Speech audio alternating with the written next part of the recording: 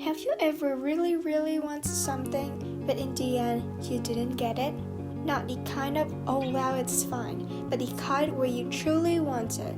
And in that moment, what do you think? That you weren't good enough, that you were just unlucky, or why me?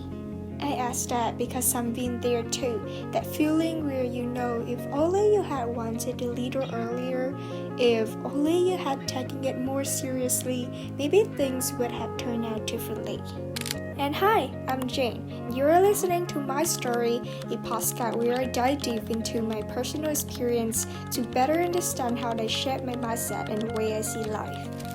There is something I didn't understand when I was younger, where there are things that I really want but cannot have it. Back then, I thought it was simple, maybe I just wasn't good enough, or maybe I wasn't lucky enough. But as I grew older, I started to realize that sometimes some things don't come to you not because you don't deserve them, but because they are not where you belong. And that's when I truly began to understand a quote that almost everyone has heard, but not everyone truly feels. Everything happens for a reason, and a rejection is a redirection. Today's episode is about a time I felt, but turned out it was actually the moment that set me on the right path. To begin, I want to tell you my story, a story that helped me truly understand those two concepts, not just logically, but through life experience. When I was in elementary school, my parents enrolled me in a prep center for about a year and a half, from grade 4 to grade 5, to prepare for the entrance exam to Tran specialized secondary school.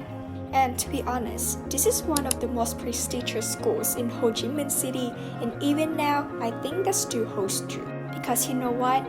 It is not just a great school, it is a symbol of knowledge, effort, and constant striving. And here's something important.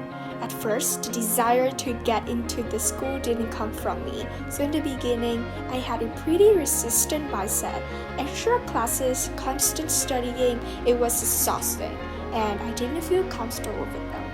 And I also thought that this school was too academic, too book-focused, and I didn't want to become someone like that. I want to be more than just someone who studies. I want to play, to communicate, to experience, to observe, to contribute, not just memorize and live inside textbooks.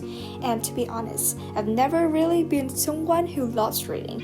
In fact, my grade 8 literature teacher once said one of the biggest weaknesses was that I didn't read books enough. And overall, I felt like I would become more and more pressured and exhausted if I went to that school, and I really didn't like that feeling. That is the reason why I not really have the desire to come to that school at first, but over time, I started to see different sides of it. And you know what changed my perspective? One day, close to the exam, my teacher showed us videos about students from Nghia Middle School, and something about them stayed with me to this day. It completely changed my perception. They weren't just smart, they had personality.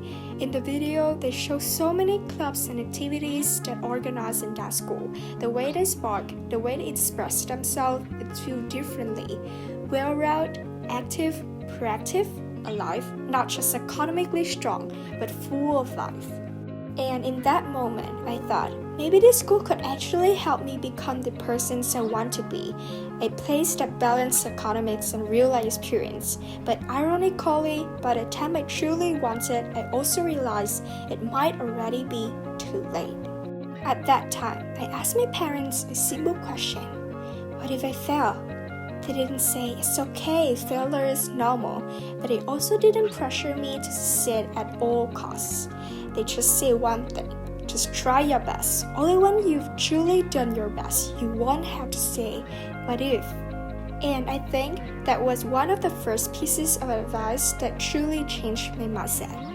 They didn't deny failure, but they also didn't define me by it, because really, when I rose to call something failure, does that mean all the effort I put in means nothing? At the same time, they didn't say I would definitely succeed, because the truth is, not everyone is a genius, and at that time, I was just a kid trying to become a little better each day. And honestly, if I thought the person who would feel the most regret wouldn't be my parents, I bet it would be me. Because for me, regretting not trying hard enough hurts far more than failure itself. Failure isn't what scared me. Missing opportunities isn't what I regret. What hurts the most is knowing that the failure didn't have to be happening, that the opportunity could have been mine if I only had tried harder. That's what my parents want me to understand. The result isn't the most important thing. What matters first is how you approach it, your attitude, your energy, your focus, and the time you invest. Because if you don't invest, how can you expect a return? And from that, I realized I may not be able to control the outcome, but I can absolutely control how much effort I put in. The result isn't 100% in my control, but effort is, and that truth can influence the outcome. And if one day I can look back and say I truly did my best, then the result doesn't matter as much anymore. Because there's nothing left to regret, no self-blame, just I did my best, and that is enough. And I also understood that at that point, if I had passed, it might have felt like unbelievable luck for me, but also in some way unfair to those who have been consistently working hard for much longer. Then the exam came. I walked into the room and did everything I could. And when I put my pen down, I knew I had done my best. Not the best I could ever do in life, but the best I could do at that moment. And from that point on, everything I do, I give it my all because I don't like saying, what if? But if you ask me that did I feel regret, I mean yes, of course, but not to the point of regret that lingers because I understood clearly that when I haven't put in enough effort, I cannot expect the result that I want. And of course, in the end, I didn't get into Tran, but I went to another school, Vin School, and this is where the story truly becomes meaningful. At Vin School, I realized that I belonged here, really belonged here. The experience, the people, the lesson I gained, they might be things I would have never had if I had taken a different path. And as I grew older, I became more and more grateful that everything happened exactly the way it did. And through this story, it doesn't mean that we should always force ourselves to be positive or blindly optimistic when facing failure. Because rejection is still rejection, failure is still failure, and we need to face it directly to learn the lessons, to receive the message it brings. That's the only way failure becomes meaningful, like how I faced not getting into Tran. Failure hurts, it makes you uncomfortable, it makes you doubt yourself. But the issue isn't whether you feel sad, it's how long you stay in that state. I asked myself, if I stayed sad forever, would the school accept me? Would the result change? Of course no, so why let that feeling control me for so long? The most important things I learned from this experience is mindset.